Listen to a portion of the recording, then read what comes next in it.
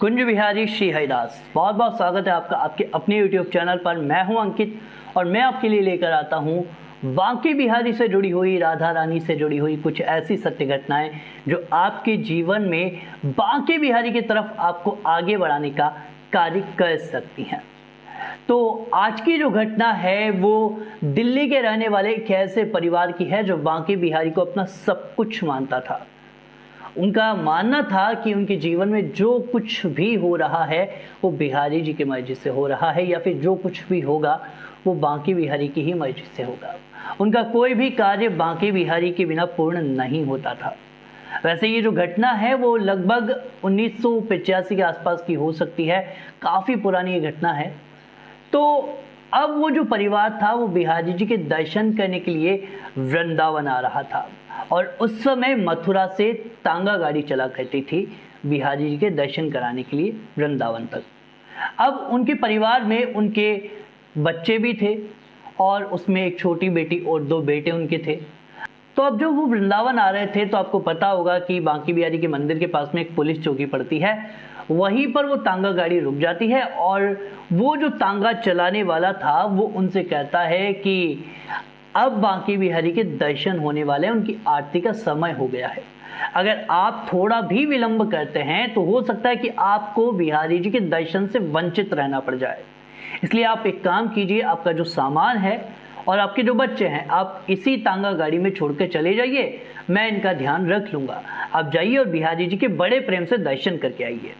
अब वो जो सज्जन थे और उनकी जो धर्म पत्नी थी वो मान जाते हैं।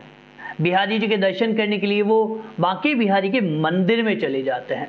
अब बड़े प्रेम से वो दर्शन करते हैं और वो जो तांगा चलाने वाला था उसकी नीयत बिगड़ चुकी थी। अब वो उस तांगा गाड़ी को उन बच्चों के साथ लेकर वहां से रवाना हो जाता है। उसका मन बदल चुका था और अब वो उन बच्चों को और उनके सामान को लेकर वहां से निकल चुका था। और आपको याद होगा मथुरा और वृंदावन के बीच में मुंगेरी वालों की धर्मशाला पड़ती है, तो उसके आसपास वो पहुंचा था।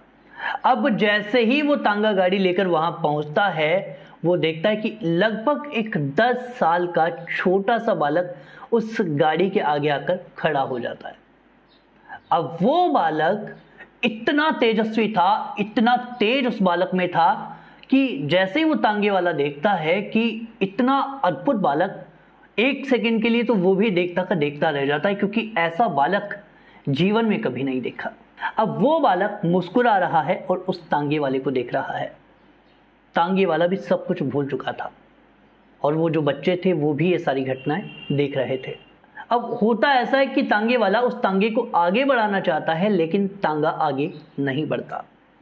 वो तांगे से नीचे उतरता है, उस बच्चे को हटाने की कोशिश करता है, लेकिन जैसे ही वो नीचे उतरता है वो देखता है कि वो बच्चा गायब हो चुका है।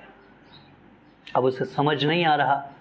वो फिर से तांगे पर बैठता है, फिर से तांगे को आगे बढ़ाने की कोशिश करता है, लेकिन अब पता नहीं उसके घोड़ों को क्या हो चुका था कि वो आगे बढ़ने का नाम ही नहीं ले रहे थे। उन घोड़ों पर खूब चाबुक मारा जाता है, लेकिन फिर भी वो घोड़े आगे नहीं बढ़ते। अब तांगे वाला घबरा चुका था और शायद उसको समझ आ चुका था कि ये लीला बांके बिहारी की ही है।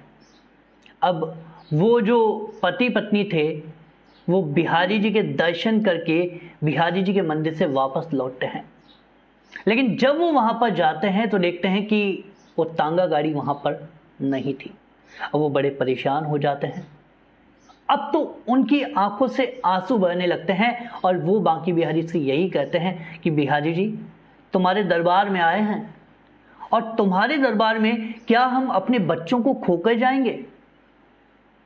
हम नहीं जानते कि उनको कैसे ढूंढना है, हम नहीं जानते कि वो कहाँ हैं, किस हालत में है, लेकिन तुम जानते हो कि वो कहाँ हैं और तुम्हारे दरबार में हम ऐसे खाली हाथ तो नहीं जा सकते। वो जो सज्जन थे वो अपनी पत्नी से कहते हैं कि मैं काम करता हूँ कि मैं पुलिस में रिपोर्ट करवा देता हूँ और तुम बिहारी जी से यहाँ पर प्रार्थना करो।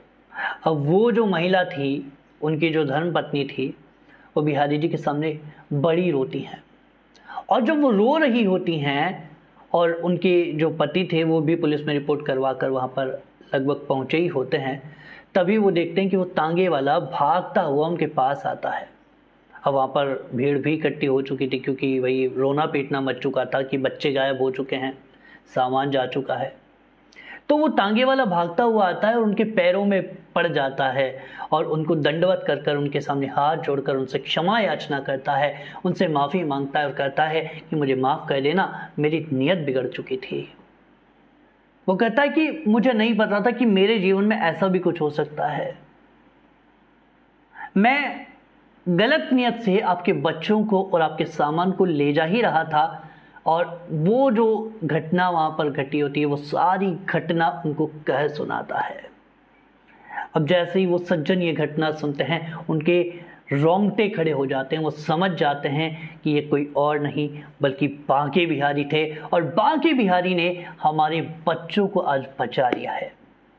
तो बिहारी जी भक्तों के साथ कुछ भी लीला कर सकते हैं, किसी भी तरह से भक्तों तक बिहारी जी पहुंच जाते हैं। इसलिए आप विश्वास कीजिएगा कि जब भी आपके जीवन में कभी अगर मुसीबत आती है, तो आपकी मुसीबतों से लड़ने वाले आप नहीं बल्कि बिहारी जी होते हैं। हम कर ही क्या सकते हैं, हमारे पास करने के लिए कुछ नहीं है। अरे हम तो खुद हिल तक नहीं सकते। यहाँ पर जो कुछ हो रहा है, जो कुछ रचा गया है या फिर जो रचा जाने वाला है, वो उन्हीं की लीला है।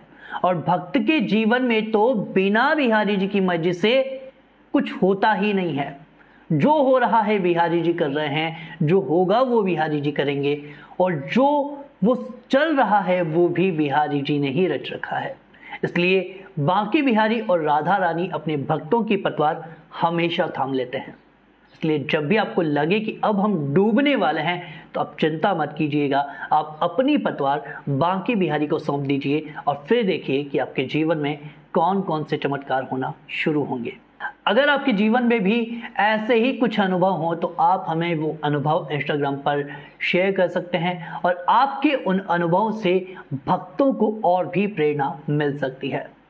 तो फिलहाल आज के लिए बस इतना ही। अगर आपको हमारी वीडियो पसंद आई हो तो वीडियो को लाइक करें, चैनल को सब्सक्राइब करें, बेल आइकन पर क्लिक करें ताकि हमारी हर आने वाली वीडियो का नोटिफिकेशन आप लोगों को मिलता रहे। कुंज बिहारी श्री हरिदास।